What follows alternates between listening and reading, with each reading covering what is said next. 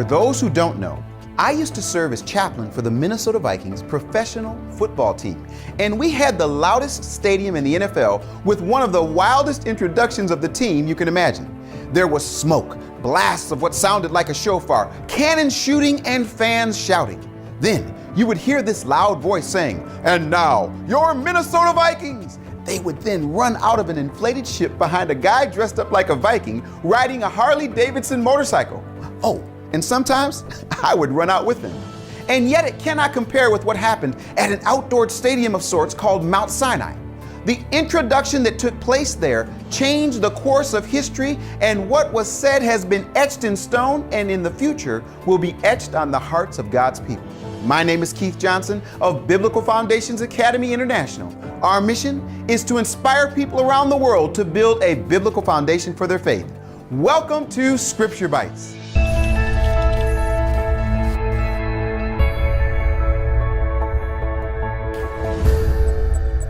Well, this is my virtual library where I'll be able to give you a glimpse of my approach to studying Scripture using all of my available tools. Let's start by launching our Scripture Bytes interface. Loading interface. Uploading scripture. I'm uploading our control verse to the SBI that will help us expedite the process of discovery, so you'll be able to understand the Scripture Byte for yourself and apply it into your life.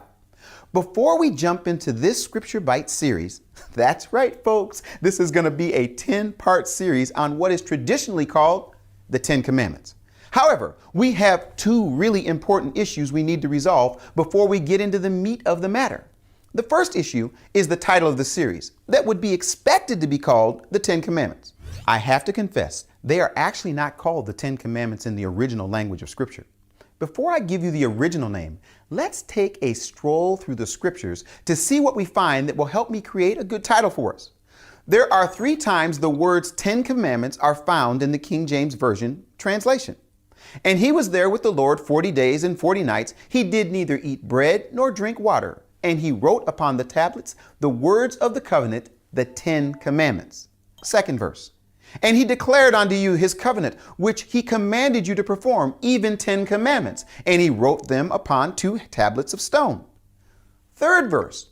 And he wrote on the tables, according to the first writing, the 10 commandments, which the Lord spake unto you in the mount, out of the midst of the fire in the day of the assembly. And the Lord gave them unto me. Let's do our due diligence and take a quick peek to see what words are being translated into the phrase 10 Commandments.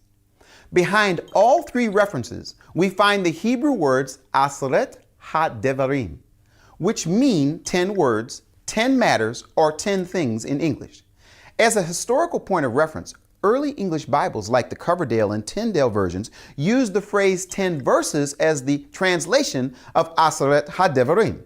The Geneva Bible started calling the 10 words or matters the 10 Commandments, and now most, if not all, English translations have followed suit, including the Jewish Publication Society. This in spite of the rabbinic tradition of referring to the 10 words or matters as aseret ha-divrot, the 10 words. We don't have to search far and wide to see where the phrase 10 words comes from. In the opening of the Revelation on Mount Sinai, we see these words. And God spake all these words, saying, Exodus 21, King James Version. The Hebrew word behind words is, drumroll please, while we open the scroll. Vayidaber Elohim et kol ha-devarim ha-ele le'omor. The first and 5th Hebrew words are both based on the same root word davar, which means word, thing, or matter. So what has become the 10 Commandments in English Bibles is actually referred to in the scroll as the 10 words, matters, or things. The first word in the verse sets the stage for the phrase by using davar in the piel vav consecutive 3rd masculine singular form, meaning and he spoke. The noun word davar has been intensified, transforming it into a verb, meaning to speak. Notice that it is God or Elohim in the verse who is the 3rd masculine singular subject of the action. This will be important grammatical information as we progress. So with this important background information in mind, here's the full title of the series, 10 Matters That Still Matter to God. The second issue is a bit more complicated, but not impossible to address. We need to know where to start and how to divide these 10 important matters, words, things, or for translation traditionalists, commandments. Jewish, Catholic, and Protestant traditions collide when it comes to dividing this passage into 10 separate sections or commandments. According to the traditional Catholic reading, the first commandment is I, the Lord, am your God. You shall not have other gods besides me. The traditional Protestant reading of the first commandment is, you shall have no other gods but me. It is actually worth slowing down to understand the traditional Jewish division for the first commandment and their rationale for reading it a certain way. There are actually two possible ways to read the entire passage based on a very obscure but hugely significant set of symbols called Masoretic accents that are found in the Hebrew text. CB, upload the Masoretic accents for review. Masoretic accents not available. CB, please don't tell me that while I'm in the middle of presenting this scripture bite. This version of the SBI does not support Masoretic accents. Please upgrade to version 2. Okay. Here's the situation, folks. There are 4 important things I interact with when studying the Hebrew Bible: consonants, vowels, accents, and Masoretic notes. It seems that this version of our SBI is limited to Hebrew consonants and vowels. We haven't gotten to the Masoretic notes yet. The accents serve as musical notes for the cantors who sing the Torah and for the grammatical division of verses. For example, is there a comma, semicolon, period, etc.? The short answer to why Jewish tradition has 2 reading approaches is that there are 2 sets of accents found in this passage and in its parallel in Deuteronomy chapter 5 that provide guidance for the public versus private reading of the section. So our control verse has 2 possible endings. Unfortunately, our version of the SBI is not capable of showing you the Masoretic accents. This version of the SBI does not support Suffice it to say, we're going to use the Jewish traditional public reading for this series because it takes into account the Masoretic double accentuation issue. Okay, I confess, it also allows for a nice and clear 10 series scripture Bytes presentation.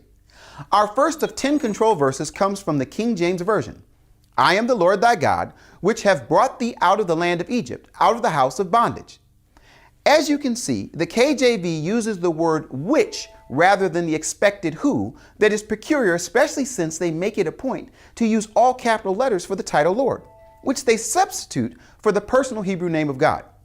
Before we open the scroll source, let's add a little context in order to understand this verse and the entire passage. Let's close our eyes and imagine this scene. Reverse that. We better keep our eyes open if we want to understand the context of what is the first of 10 words, matters, or things that God spoke to his people. We will look at 2 important verses for context that will give us a glimpse of the sights and sounds of that magnificent mountain on that amazing day. And it came to pass on the 3rd day in the morning that there were thunders and lightnings and a thick cloud upon the mount, and the voice of the trumpet exceeding loud, so that all the people that was in the camp trembled. And Moses brought forth the people out of the camp to meet with God. And they stood at the nether part of the mount, Exodus 19, 16, and 17 in the King James Version. With this backdrop, let's take a look at the first 3 words of the scroll source that shows us the words spoken by the voice of God from heaven. Anochi Yehovah Eloheka. The first 3 famous and fantastic words from the creator of the universe are crucial to understanding not only our scripture bite verse, but the entire passage. In fact, we find the exact phrase, I am the Lord your God, 40 times in the English Bible. However, if we take a closer look in the Hebrew scriptures, we find something worth mentioning. At Mount Sinai, God introduced himself to the multitude in a very specific way. Anochi Yehovah Eloheka. The form for I am is Anochi and is sometimes used in a rhythmic and rhetorical style rather than the less formal Ani, which also means I am. Anochi is used 359 times in the Hebrew scriptures, whereas Ani is used 881 times. In my presentation, Countdown to Reconnection, I give some important information about the journey to the mountain and the significance of the first 3 amazing words that introduce the one who is speaking, Anochi Yehovah Eloheka. However, I didn't have a chance to discuss the next 6 words that are really foundational if we want to understand the context of the 10 words, things, matters, or commandments. The phrase out of the land of Egypt is found 39 times in the Hebrew scriptures, and from the house of bondage is found 13 times. It is a point of reference, revelation, and a reminder of how the God of Israel deals with his people.